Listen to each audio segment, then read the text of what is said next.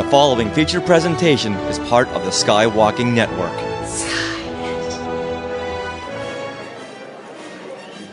Welcome to Star Warsologies, the podcast about science and other academic fields of study seen in Star Wars. This time we have a very special episode. It is our Comic-Con special edition panel of the Science of Star Wars, recorded over Thanksgiving weekend in San Diego at Comic-Con. Woo, Comic-Con! I'm James Floyd. I am a freelance writer for StarWars.com and Star Wars Insider magazine. And I'm the co-host, Melissa Miller, and I am also a freelance writer for Star Wars Insider magazine and a science communicator here in San Diego. It was so exciting to be back in person at a convention. James did a great job hosting this panel, and I was on it, which was super cool. And hope you enjoy the panel. Tonight we've got an all-star panel of all kinds of ologists. And why don't we just have them introduce themselves, just say who you are and what you do professionally, and how does Star Wars overlap with your professional passion? We'll start at the end with Frank. Hello, my name is Frank Santana. I'm a herpetologist at the San Diego Natural History Museum, so another cool place for you to stop and check out, Balboa Park.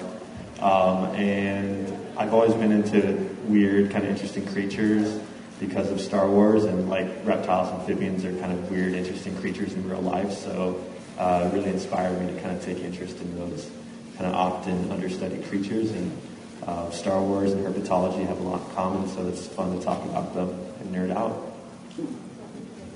Herpetology, by the way, is the study of amphibians and reptiles. Yeah.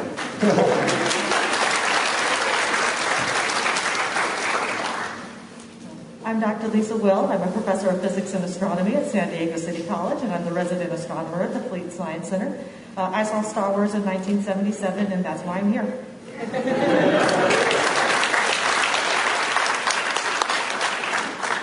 My name is Amit Patel, and I'm a vision and neuroscientist at the University of California, San Diego. And I've always been interested in Star Wars, and there's a lot of overlap between eyes, which are really common in the aliens, and like how I view vision. So I'm trying to study that.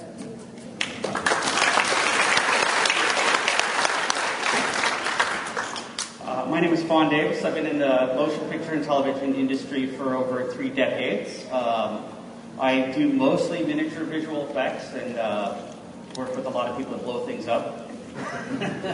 I also grew up on Star Wars, and that actually led me to my career, which it kind of came full circle because I actually did get to work on the Star Wars special editions and the prequels, and then most recently The Mandalorian. So.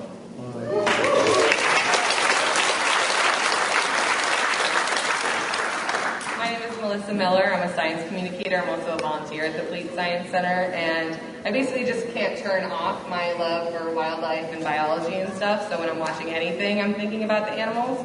And I always love that in Star Wars, to set a scene, George Lucas, like, ooh, small critter, scurries by kind of thing. So that always caught my interest. And I now write articles about sort of the science of Star Wars for Star Wars Insider. I think everyone on this panel has been a source for an article for me, or now James and I are doing the Star Warsologies podcast, where we love overthinking this intersection of academia and Star Wars. Yeah, basically, if you like this panel, you'll love our podcast. Every episode we have a different expert on in their field of study, and we dive into where their field of study and the galaxy far, far away meet up. So let's give a hand for our panelists.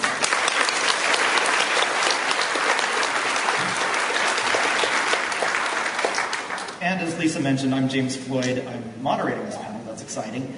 I write for StarWars.com as a freelancer and also Star Wars Insider magazine. And let's go down with something cool. This is for Amit and Frank. What clues do you get about predators versus prey species just based on the characteristics that you see, the eyes or their body types? And let's throw some very cute predator and prey here. So for me, as an ecologist also, you kind of think about the interactions between animals, and, the sizes of them is a really big cue on who's a predator and who's a prey, right? So In The Mandalorian, Grogu seems to be a predator of anything smaller than itself. It's almost like a frog, right? A frog in real life will eat anything it can stuff into its mouth that's, smaller than it. So Grogu is definitely a predator in a lot of instances. And if you remember, I think it's in one of the early episodes of season 1 of Mandalorian, he ate a frog, he just downed it, right? Like, he really enjoyed it and downed it. But the second time he encountered a frog, that frog looked a little bit different. So if you notice, it's kind of hard to tell from that picture, but the frog has a lot of bright coloration on its body. And that bright signaling is like a way to communicate with the predator that you're poisonous. So this frog in The Mandalorian is poisonous, and in the show, Grogu is kind of teased by the kids when he half swallows the frog, but he would have downed it. He wasn't worried about what the other kids thought of him. He spit it out because it's poisonous. So like as an ecologist, I'm looking at that patterning, and in real life, you see these really amazing bright colors on these frogs, and that's a signal that they're poisonous. So these tropical species that live in South America, they have these bright colors, and that warns them that they're poisonous. And so you kind of see that analogous pattern going on with the Mandalorian and Grogu. Pretty cool stuff. Yes, besides the size and the coloration, the eyes actually give you a really good idea of whether a species is a predator or prey. Usually, predator species will have their eyes facing forward, like in the front of their face. So that will allow them to basically judge distance, as you see. They're the predator looking forward. Yeah, having two forward-facing eyes allows an animal to basically judge distance, like how far away their prey is. Now, prey creatures actually have their eyes more on the sides of their head, which give them much bigger peripheral vision, so they can quickly scan like the horizon to see if there's any predators coming after them. The second thing that tells you kind of how whether the predator or prey is the shape or just the orientation of the pupils. Usually, prey have horizontal pupils, which allows them to quickly scan the horizon more, whereas a predator species will have more vertical pupils, kind of like a cat, cat-like pupils, and that allows them to focus light better and also really kind of pinpoint where their prey is and only focus on that. So if Grogu is a predator, that also means Yoda is a predator, right? Can we assume that he moved to that swamp planet because it's full of delicious frogs? Or we've always wondered. Yeah, when Luke was eating those sticks, little fish sticks, right? From his metal box, it was like the rations that the military gave him, that the rebellion gave him. He really wanted to eat some fresh food, and so I think Yoda was willing to take him home and feed him, and they were eating some kind of local fauna probably that was boiling in that pot. Yeah. Maybe frog legs or something. So I'm going to throw up a couple different aliens and want you guys, or anyone chime in on what you think, how they fit into the ecosystem. Let's go with this guy, Mahonic, pod racer. So having multiple eyes, that's got to be a prey species, right? Yeah, it seems like a good defense, especially with the eyes on the side, right? You can kind of look around and watch out for predators. So it's probably on his home planet, maybe there's a lot of big organisms that are trying to eat him. So it's a good defense against prey or predators. You can also see from his teeth, they're kind of flat, so it's more like a herbivore type animal. This is a carnivore, which would have sharp teeth. So lower on the food chain, there's something bigger and badder with sharp teeth that wants to eat it. It's a good thing he's a pod racer pilot then, because he can get away. I just see Danny Wagner, which is the buddy of mine that got to play this character in the model shop.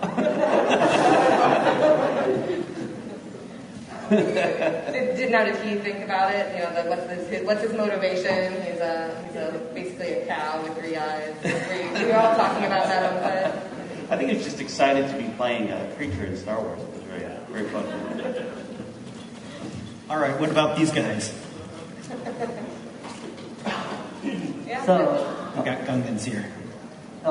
So they look like a mixture of predator and prey species. So they have the big forward-facing eyes, and I don't know if in the movie you can see that they were really good at catching. At least Jar Jar, he shot his tongue out and caught something that was flying around. I don't remember what it was. but that indicates that he's kind of a predator species, right? He's got a quick tongue, kind of like a frog. He can catch things out of the air. Yeah.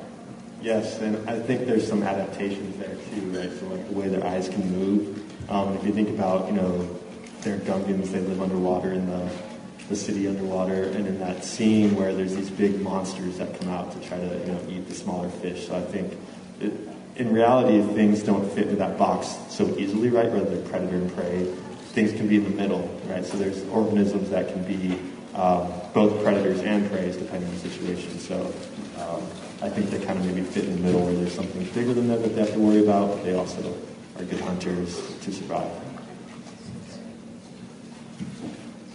Well, speaking of Naboo and its diverse ecology and all that wildlife, how could a planet like Naboo work with that watery core? And what other types of things that we might see on planets that we usually don't see in Star Wars planets, but on real planets with maybe different atmospheres or whatnot?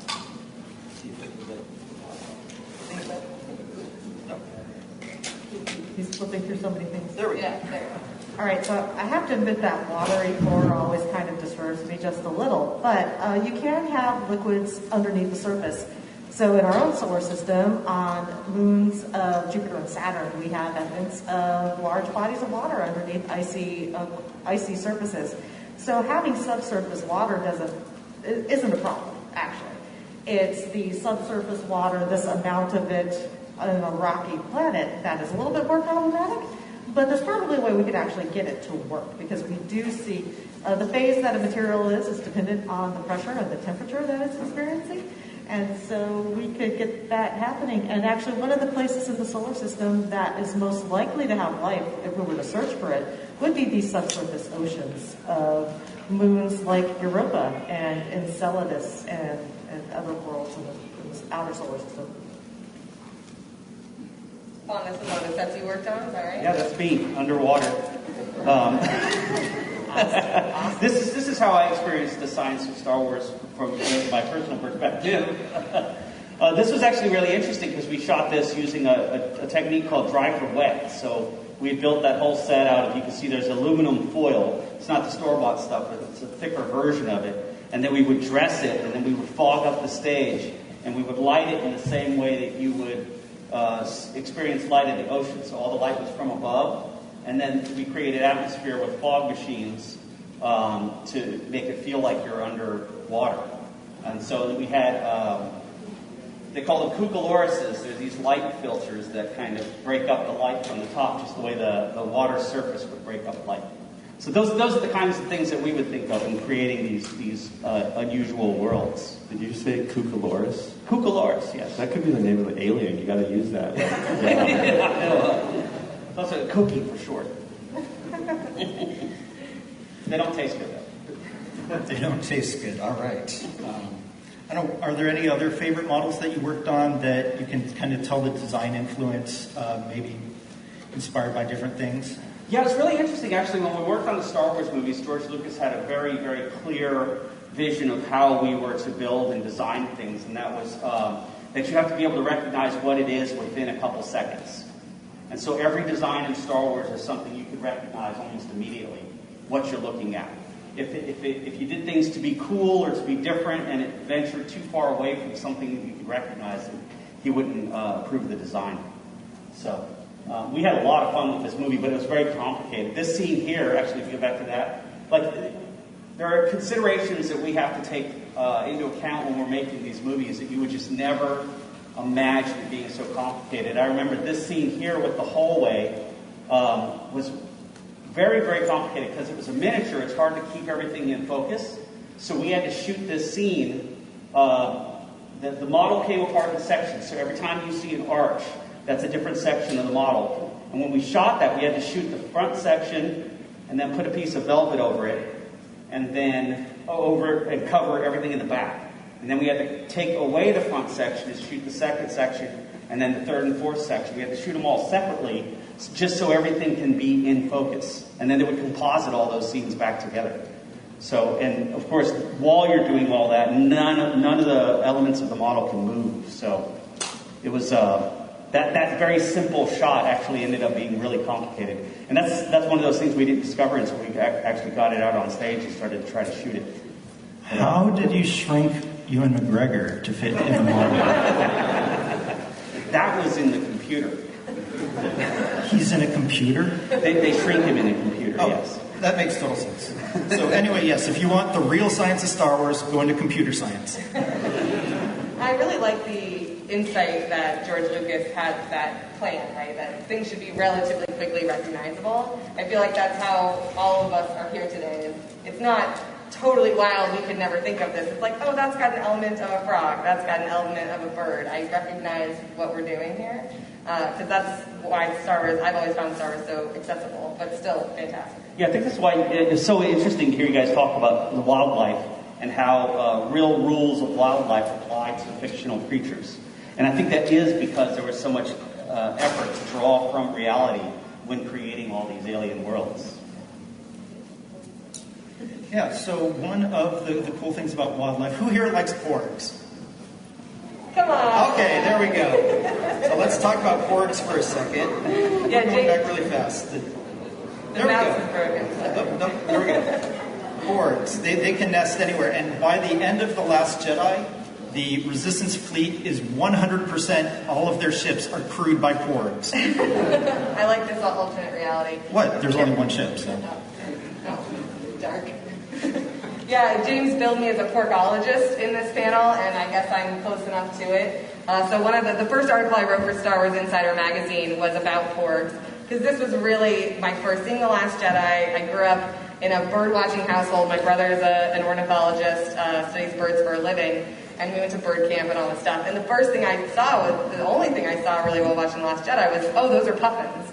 This fills the same idea as puffins, and sure enough, Acto is what, Skellig Michael? Skellig Michael in Off Ireland. the coast of Ireland, which is a seabird preserve when they're nesting. And so they were all in the background of the shots, so they decided to work them in. And I had the great fortune of interviewing Jake Blunt Davis, who is the concept artist behind porgs. So this is some of his, what you were just showing, was some of his early sketches for something to do. And I love the idea that there's like the bat sort of flaps, and some of them had a bill. So that's really the big difference between porgs and puffins that I learned was the bill. So puffins use that huge bill that they have to burrow and nest underground because they have aerial predators like gulls and other animals will come and eat their eggs and eat their babies.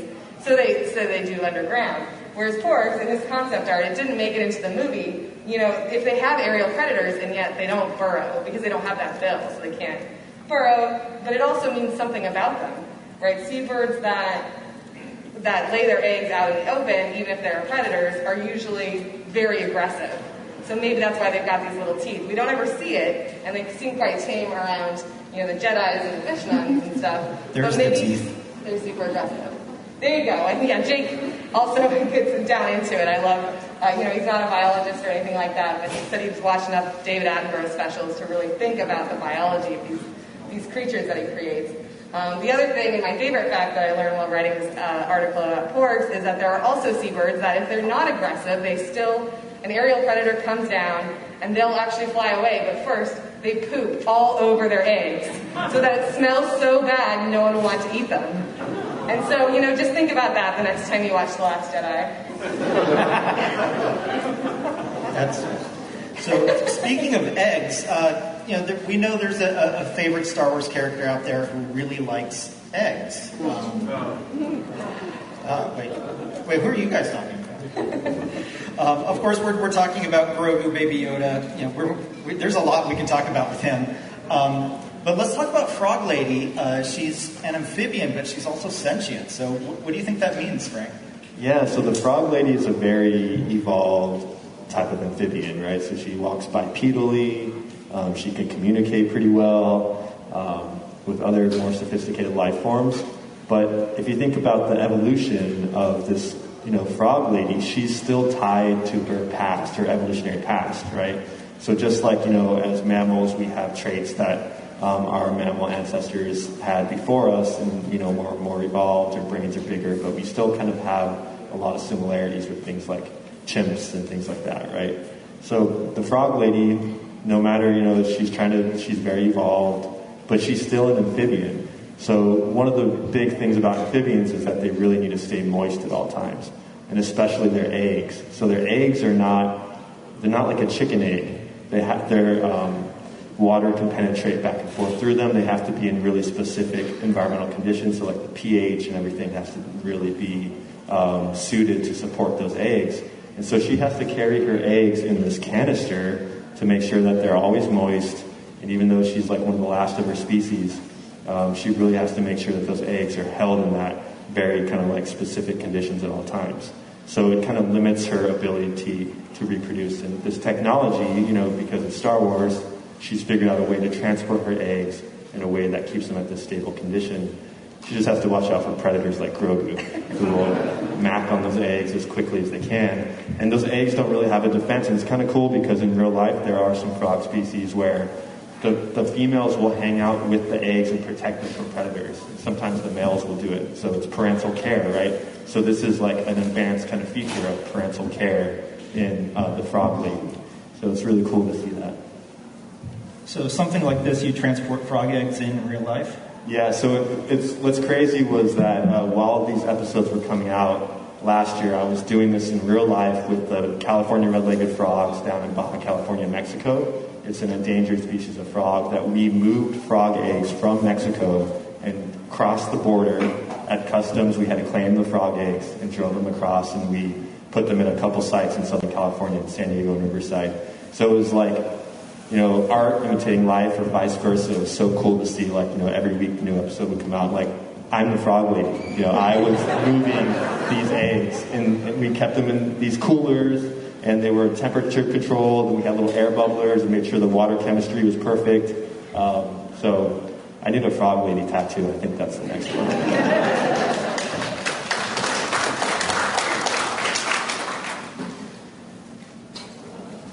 So one of my favorite creatures in Star Wars are the Jawas. Are any Jawa fans out there?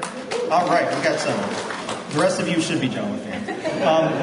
Amit, explain those eyes. Yeah, so Jawa have cool eyes because they glow, right? And most animals don't usually have glowing eyes. Now, there is some basis for that in that there are some animals, like in our world, that can sometimes have glowing eyes.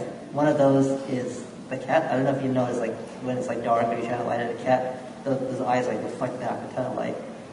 So a lot of these smaller mammals have this extra feature in their eye, which is very reflective. So that helps them to balance light exposure. And what's really cool is that reindeer who live in Arctic, actually there's other animals, when they live in extreme environments, they can actually change their eye color, like the inside of their eye, to reflect out or absorb light. And so reindeer in the Arctic, in the summertime when there's a lot of light, too much light exposure can actually damage your eyes. So they turn their eyes golden. So when you look at them, they have a golden glow. And that reflects out a lot of the light back out into the environment so they can see better. But in the winter, when it's dark, usually all the time, they change their eyes to become blue. And that absorbs more light and allows them to see in these darker environments. So maybe the Jawas have something similar to that because they live in the desert and there's a lot of light. So they have these yellow eyes that kind of reflect back out all that extra light so they can see. Cool. And Anakin reflecting out all the love in this, any love projected towards him, he's reflecting it back out. Well, and I definitely remember noticing, and this is just because, I notice everything like this, that the Jawas in the Mandalorian series had red glowing eyes instead of yellow glowing eyes. And I wasn't sure, I of course am like, they're on a different planet, and what could that mean? And it might just mean that the director of that episode thought red would be cooler, but I don't know. No, well, the environment, so basically, the atmosphere can refract light at different wavelengths, so maybe they look red because they're on a different planet. But also everything else will look different too. Maybe just the eye, the special wavelength. What kind of other adaptations might creatures have when they go from one planet to another? What things do they have to kind of compensate for when they go from one environment, one type of world, to something completely different? So that's a very interesting question because we don't see them really do it in Star Wars. right? We don't see them take into account what planet they're on very often. We don't tend to see them wearing wearing masks, except for, when they ended up being in the asteroid. But moving from planet to planet, there's atmospheric content, there's difference in gravitational pull, there's differences in atmospheric pressure. So there's all sorts of things that you would have to adapt to, which is why I just can't send you to Mars right now and have you be happy. And so what we see in the Star Wars universe is kind of interesting because our heroes seem to be happy everywhere. But that could actually have an implication, though, right? It could be that the subtle worlds all have a very finite range of gravity, atmospheric content, and atmospheric pressure. That just could be a selection effect, that we see them on worlds where it works for them. Yeah, I definitely remember noticing in Empire, right, when they're on the asteroid, that the only time they use is gas masks or whatever, and then, I guess they use them again in Force Awakens, but yeah, it's amazing how adaptive they are to every single planet. Is that something fun, think about when people overthink, or they're just like, this will be easier? I actually think, I think I think Star Wars actually is similar to Star Trek. A lot of the alien species are just based on humans because, of course, all the creatures are played by humans, so they have the human form. And it actually goes back to more of a budgetary issue in making movies than it does artistic creation. As the movies have continued into a more CG-filled VFX pipeline, then you start seeing the creatures really divert from humans. But sorry, that's a very boring answer, but that's the truth. No, but it's true. Yeah, some of the coolest wildlife is in the Clone Wars, I've noticed, because they don't have to worry about how would we make this a practical effect or spend a bunch of time, developing it. So. What about this character? He's also somewhat annoying. I hear they taste good. Did you get to work on the salacious or the Quacky Monkey Lizard prop for Mando? Oh no. That was I think that was Legacy. Okay. Can you talk about some of the stuff you did work on for Mando? We did a lot of pig droids and then a lot of ice spiders. A lot of ice spiders. How many again? I've had a lot of people complain about. It's like their least favorite episode because it was terrifying. There's thousands of spiders in it. That was one of my favorites because there were so many spiders in it. And it just, went full scary movie running, and you can't stop. I definitely found out who my friends were that had arachnophobia. Yeah, no, that was not my favorite. It's like there's a Harry Potter movie, there's a Doctor Who episode. There's always big spiders in every sci-fi fandom or whatever it feels like. But actually, for once, I was on the side of the ice spiders because here they are, just hanging out, being facehugger eggs. Enjoying their nice little pool of warm water. And again, Grogu comes in and starts eating one, right? Isn't that how they all get started? And they're just minding their own business, and then they all get killed. So. Yeah, this is what happens when you introduce invasive species into an environment. It just throws everything out of whack, and pretty soon you got flames shooting everywhere. That's not natural to a big ice cave environment. I don't know, what can we do about ice cave environments? I don't know. Are they a thing? Do we have ice caves? Here on Earth? Anywhere?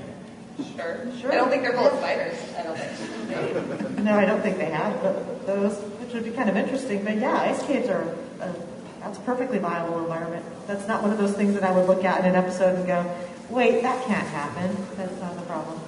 What type of life besides giant spiders do you think we'd have in an ice cave? What adaptations might we need? There's probably a lot of microbes, a lot of smaller things that you don't see. If you think about the Arctic, under the ice shelves, there's plankton and things like that. These kind of really cool invertebrates, and so probably a lot of diversity that can live in these niches. So in these extreme environments, you can still get organisms that can survive. They just survive in a different way and might have very different body forms and things.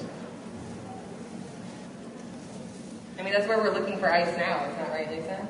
In terms of ice worlds or... Well, what's interesting to me is that the study of extremophiles here on Earth has basically opened up a whole field called astrobiology, that there's all sorts of environments that we're finding on Earth that creatures can survive in, and so why can't they? I mean, I think the answer is that there's probably a lot more survivable environments out there than we would have previously thought, based on what we now see on Earth, that my fine biology friends understand better than I do. But what's funny for me is that as I talk about the environments we see in space, and the chemical forms that we see there, like nitrogen ice and carbon dioxide, like ices and stuff that exist in different phases naturally in space than they do here on Earth, they get some of my chemistry and biology friends excited because they're like, we didn't know that existed out there. And that could be a possibility for this sort of, extremophile. So that to me is the fun crossover between the life sciences and the physical sciences when we look out in space. Exactly. You can end up with things like space slugs that can live in one of the most hostile environments out there, and you can have a giant space slug. Yeah, no, that's one of the articles that I wrote was about the space slugs and other animals that lived outside of the atmosphere. So the purgills from Rebels as well, and I think Frank said it, every bacteria, right, that's what we're going to find is life at other places. And even here on Earth, bacteria makes so many of these things possible that seem, like science fiction on screen, like the Minox feeding off of electricity. There are actually bacteria on Earth that feed off of electricity. The space slug, burrows down into the asteroid, sort of just like tendrils, and becomes part of the rock. There are worms that feed on bones that you'll find, like a whale fall at the bottom of the ocean, just covered in worms. So again, that whole life finds a way. Bacteria at least finds a way. Well, one of the environments I'm pretty sure that most life forms can't live in are explosions. It's mostly because explosions happen pretty quick, so to evolve into that might be tough, but I know somebody here is really good about talking about explosions. Yeah, actually, he got to blow up ships for a living. That's pretty awesome. Yeah, this photo is great, because this is from the first pyro shoot that I've ever worked on. It was with a pyro technician named Jeff Herron. A friend of his is in here, 3210. That's where Jeff Herron is now. But anyway, so I learned a lot about pyro from Jeff Herron and his team. We would build models that they would then blow up. And in this one was the first time I ever worked a pyro shoot. It was absolutely amazing, because you see these explosions in movies, and they're very dramatic and they're very loud and just cinematically exciting. And so we set up to do this shot. We loaded up the model with pasta is a thing. So there's a lot of science that goes into the filming of explosions. Jeff Herron and his team would plan everything to the millisecond. We would pre-break the model on the inside so we knew exactly how it was going to break and where debris was going to fly, to the best of our knowledge. There were a lot of things that we'd have to test. Like there's a formula for how many frames per second to shoot an explosion. There's several formulas. Actually, you'll find them on if you Google them. And I famously asked Pat Sweeney, one of our cinematographers, about those formulas, and he said there's a lot of those formulas, but they're all wrong. Because basically what we would do is we'd shoot a lot of tests and we'd just pick the speed that looked best. But anyway, so we planned these things to the millisecond, and Jeff described we're going to blow up this ship, and the front of it's going to explode. Pasta's going to go everywhere. We used pasta because you had to really pack these things with debris, because debris would fly past the camera so quickly that you wouldn't actually see it. So we ended up loading a lot more debris than you would actually ever see on camera, just to make sure that there was some debris that would make it onto the final frames of the explosion. And pasta was a really inexpensive, fast way to do it. We just break up pieces and spray paint it and pour them into the model.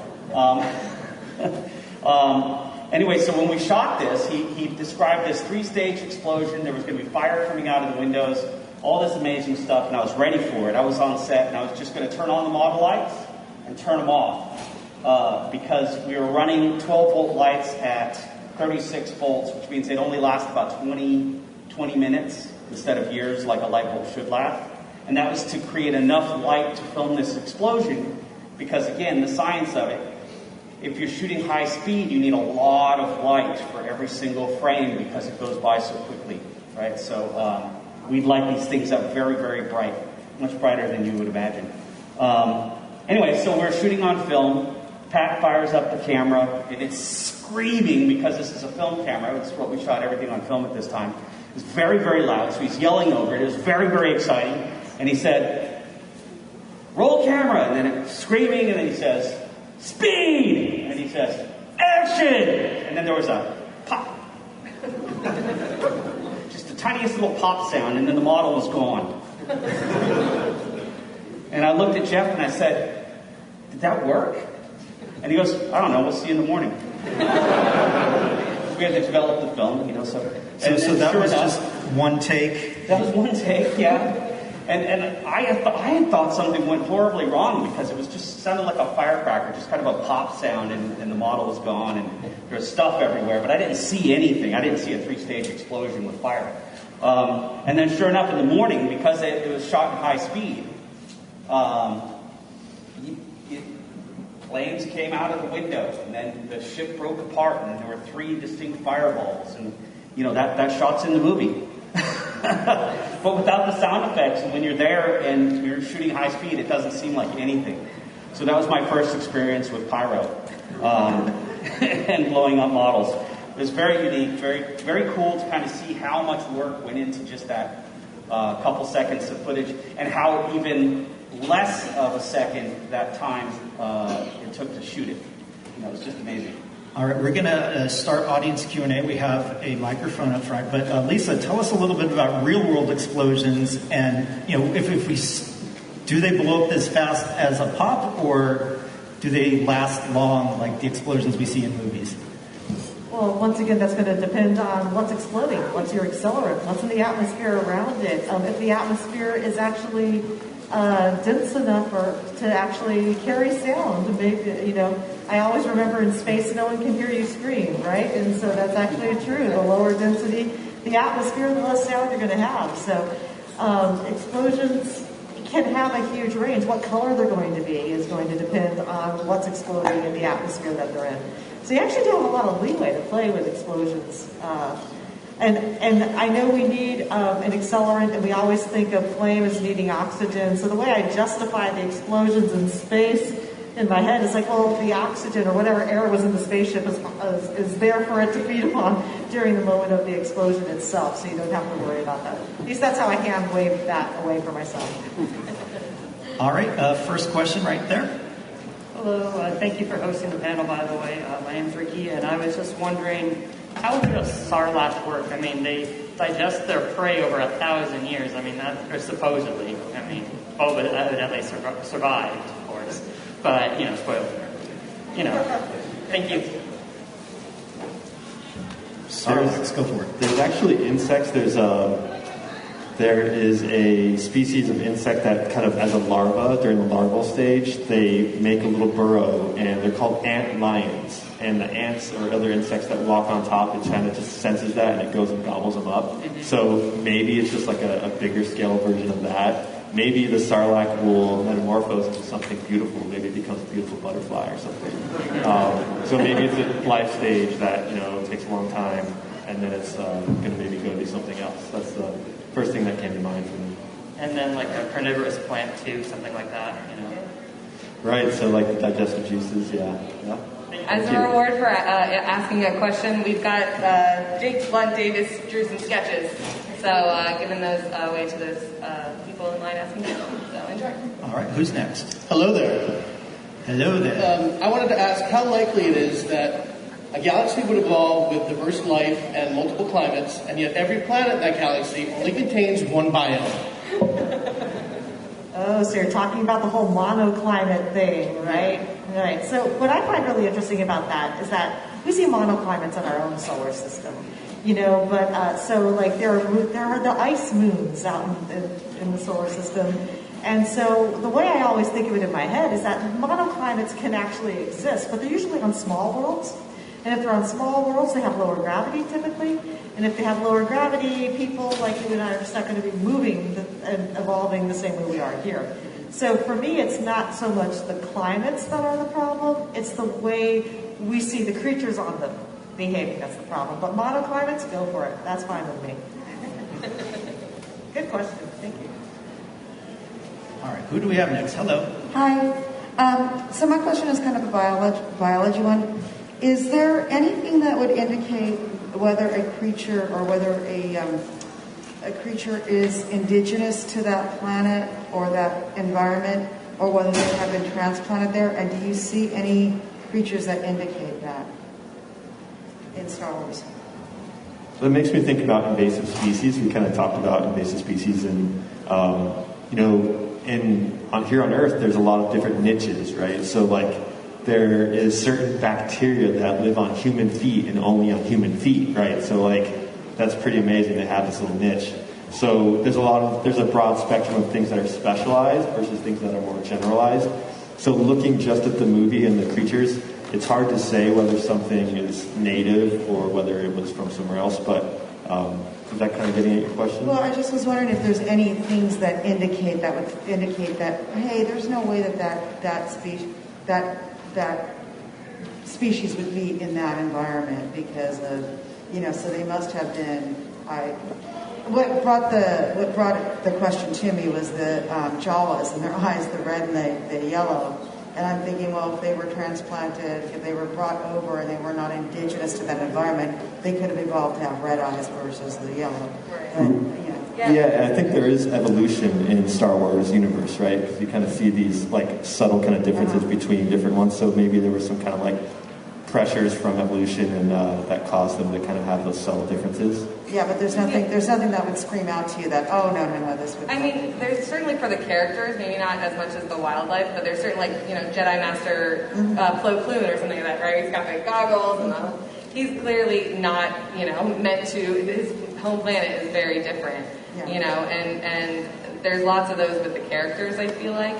Some of the wildlife is a bit more interchangeable. I mean, we project onto it the earth things. Yeah. There's the desert creatures sort of out in the desert, and that. But I always think about Dagobah just it being this really rich place.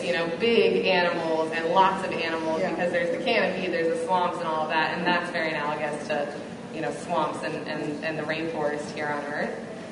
So I definitely see it pretty much everywhere. Yeah. When they show the animals just skittering across in every scene, it seems like something that should be on that planet specifically. Going back to the monoclimate question too, it's easy to sort of figure that adaptation out. If your entire planet is desert, you should adapt to the desert. Only things that adapt to the desert are going to survive. Well, one of the things that sticks out to me is definitely not native are banthas on Tatooine because they are big, hairy things. The hair is good for sifting out sand, but that's got to be really heavy and hot, and they're big.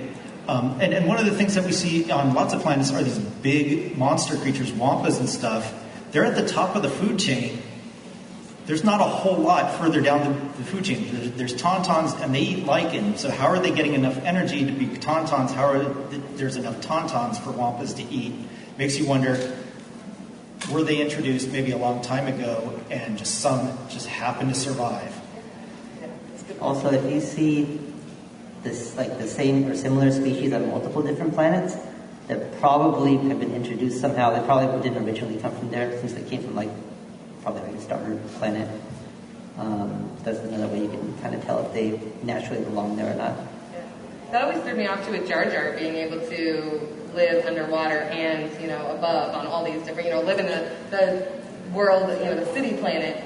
That's some serious general adaptations. I feel like there's not a lot of that probably, Frank, right? Newts don't thrive in our cities, I assume. Yeah, a lot of amphibians are really tied to the water. Even though the ones that can move a little further away, they're still only active during wet and rainy periods. So they might be able to survive in more extreme environments, but their ability to sort of actively be up and about is limited. All right. Hi. I wanted to know from in your opinion, we know that from Star Wars and sorry, I forgot your name. It's the model person. Vaughn. You said that the reason we use humanoid aliens is because humans play them. But in your opinion, do you think that in real life, extraterrestrials would be realistically humanoid? At least intelligent. Do you think they would be humanoid, or do you think that it just completely depends on whatever environmental or ecosystem they developed in? That is nowhere near my level of expertise. I think as humans, we put an anthropocentric spin on everything, so that means we're focused on everything else is probably human, right? We kind of have that bias where we kind of like think aliens are going to be other humanoid things, but they could be, more closely related to the bacteria that live on our bodies than they are to us, our higher organism. I'm not an expert, but I will say that if you look at an octopus, for example, they're very, very intelligent. They're very capable creatures. And that just makes me think, and you couldn't get more away from human than an octopus. So it seems like you would just adapt to your environment. And the different alien species would just be adapted to wherever they're from. And they could be anything. That's kind of the exciting thing about exploring the universe. In the underwater world, definitely give us that sort of insight too. When I talked to the concept artist, he was like, "It's so hard to draw fish that are aliens." The fish that he drew for Acto in The Last Jedi, because if you watch, Blue Planet, fish basically already are aliens. There's eyes everywhere. There's just all these crazy adaptations. So who knows what anything's going to look like? So I certainly like it better when there's the non-humanoid ones. Sometimes it's still a practical effect, right? There's a human in there, but they cheat things a little bit here and there so that it really looks very different. I'm always most interested in those aliens. All right, thank you very much. Thank you. Hello. So in a few of the movies and shows, they've shown creatures that live in like the vacuum of space and eat like gas or some other thing. Is there any science to support a creature like that even potentially existing? So that's a really interesting question because I think the answer a few decades ago would have been no, but there is at least one species or one type of bacteria called Deinococcus radiodurans, which can actually exist in space.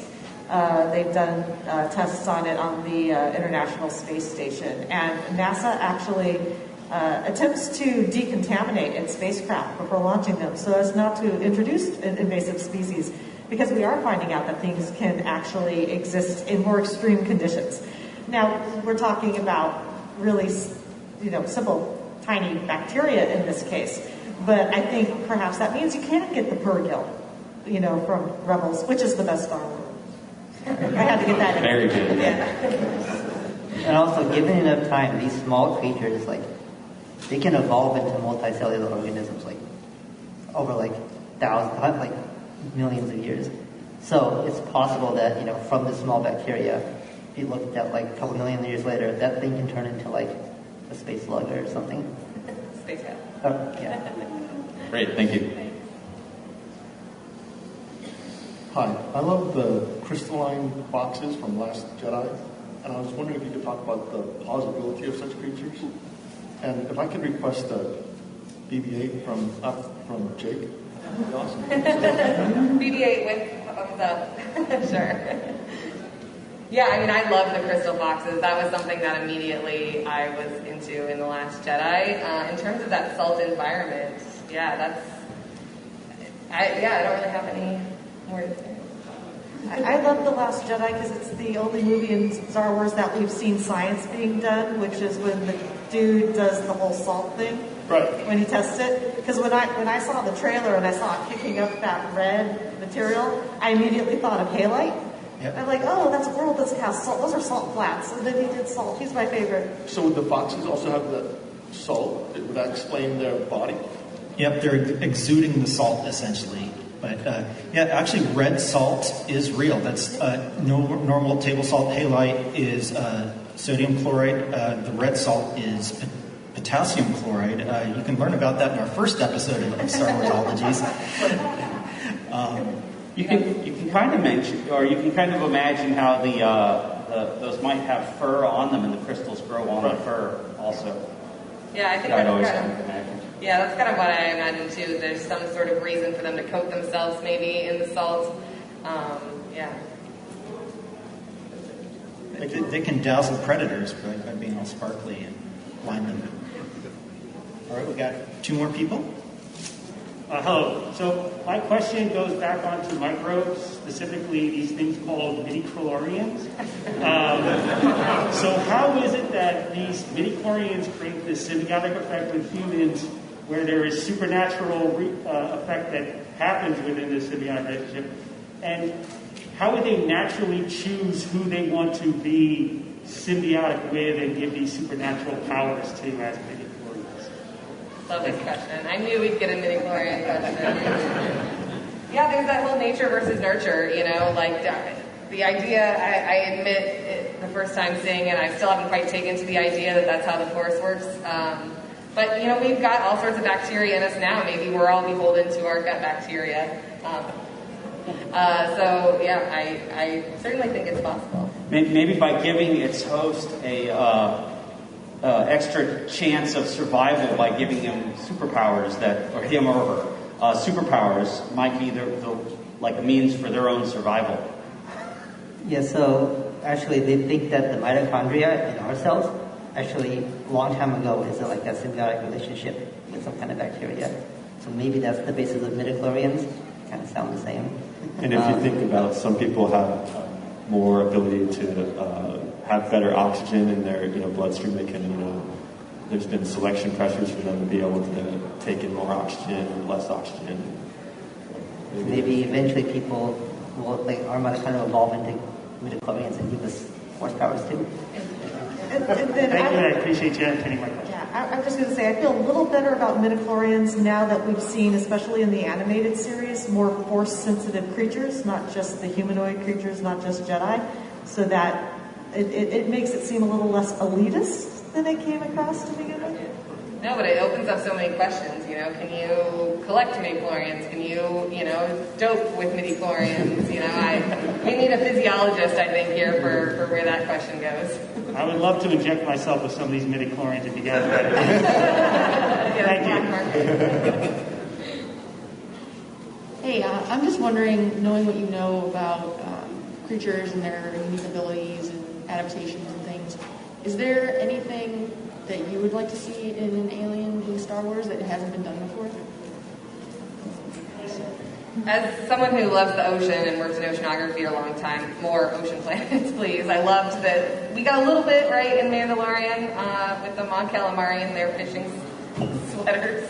That cracked me up. But yeah, more ocean stuff is always what I want to say. That makes it fun. I just want to know how they all know how to speak English. I'd love to see that origin story. Right. I think something based more on paleontology would be really cool, like something like fossilized, that's this weird kind of creature that we've never seen in real life on planet Earth, and kind of take that and run with it. Pretty cool. All right. Anyone else want to answer that question? Okay, I'll give a final question to all of you. Do you ever feel like you are playing the role of a Star Wars character in any of your job fields, or is there a job in the Star Wars universe that you would want to have? I'll start. I wish there were more naturalists in Star Wars, just some more, bird watchers or nature lovers, people who go on hikes. I guess when there's a galactic war going on, there's more important things, but I would love to see that more. And I feel like it's a little bit of a stretch, but maybe Han Solo is the only glimmer we get of that. He's on his ship, he's flirting with Leia, and then there's something going on. He's like, he knows the Minox, he knows what they are immediately. Maybe he knows every animal or planets he goes to because he loves in his free time to go Minox watching. I don't know. It's probably more just that it's a threat to his ship, and so of course he knows what it is and how to get rid of it, but that's my idea. I think naturally for me I would be on Fondor, manufacturing Star Destroyers. I particularly like the Jedi just because they're always studying the world, interacting with creatures, learning about, and then being not diplomatic. But as a scientist, you kind of have to do all that kind of stuff. Right? You look for clues and everything, kind of piece together. So yeah. I actually once gave a talk wearing my full Jedi outfit. It was for one of the, I think it was for the Rise of Skywalker premiere that we did at the Fleet Science Center, so I did a Worlds of Star Wars talk, and I gave it in a Jedi outfit, and wow, do you feel powerful and competent when you wear a Jedi outfit. I kind of think of the librarian from the prequels where she kind of is, hanging out doing all her research. We do a lot of reading, and, it's not always exciting stuff outside, but I'm sure there's tons of cool natural history books in that library, so I'd love to go there and hang out and learn. Well, if you want to learn more about science, obviously, if you're here in San Diego, please check out the Fleet Science Center and thank them for sponsoring this panel. As we mentioned earlier, Melissa and I host a podcast where we talk about just these things. It's called Star Warsologies. You can find it on iTunes and other places. Let's give a big round of applause for our panelists.